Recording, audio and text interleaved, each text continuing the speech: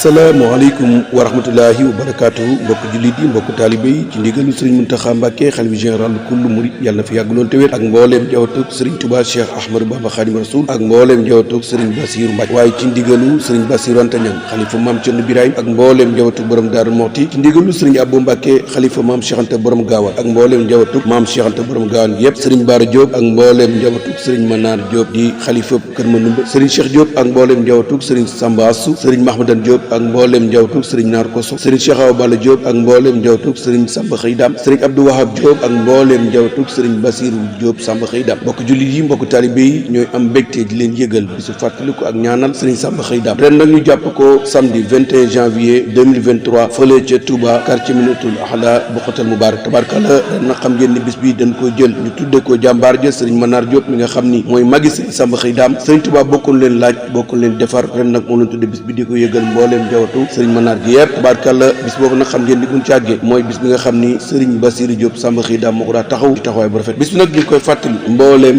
bokk yi bokk taalibe yi fu bokk nekk ñu leen koy fàttali di leen ko yëgal ak taalibe yi Kër Mandumbe yëpp waaye di ko yëgal nag waa Kokki Guy Kokki Dakar Kokki Kadd Kër Mandumbe xëri ak mbooleem ñaxal yi waa Tayba waa Njaxate di mbokki Mbakol yi ak waa Dexile tabaarkalla ñu ngi ko ñoom ñëpp di ko yëgal nag tabaarkalla ñëpp ñi nga xam ni ñooy taalibe yi di ko yëgal sëriñ Cheikh Abdou Latif ak mbooleem cheikh yi Daaru Minaan yëpp di ko yëgal fu taalibe Kër Mandumbe nekk rek sëriñ baa ngi la koy yëgal bis ba nag buñ ci xëyee programme bi nii lay doore ñu xëyee 8h juróom-ñetti waxtu danañ door njàngum alxuraanul karim di waxi sunu borom subhaanahu wa taala toftal ca xasida yi di mbindum ku tedd kii sëriñ Tuubaa Cheikh Ahmadou Bamba Xaadimu Rasuul bu ndee ba ñaari waxtu nag ñu def bernde bu ndee ba juróom waxtu nag ca la sëriñ bi di ànd ak mbooloo mi ñu teew ci baas bi ci cérémonie religieuse bi kon mbokk yi bis baa ngi noonu mooy bisu fàttaliku jàmbaar ja sëriñ Samba Xëydam njabootam gi taalibeem yi soppeem yi wëllëreem yi am di jàmm yi sëriñ baa ngi waxi daal ni bis bi amuñu luul moom ku leen di lebal ci leen di lebal kazalika ku leen di fay itam ci leen di fay kon bis baa ngi noonu muy samedi le 21 janvier 2023 fële ca Touba quartier Minatul Ahla Bokhatal Mubarak ñoo ngi séntu ñëpp nag di ñaan ci barke Serigne Touba Cheikh Ahmadou Bamba Xaadimu Rasuul mi demoon ci tukki bi waaye ci barkeb Serigne Samba Xëydam mi ko liggéeyal ba mu gërëm ko ku fa teew yàlla na Serigne Touba fase aajo ci barke Cheikh Ahmadou Bamba Xaadimu Rasuul di wax ni baatu fépp bawul fenn baatu ñëpp bawul fenn ñoo ngi sant ñëpp di gërëm ñëpp wasalaamu aleykum wa rahmatullahi wa barakaatu.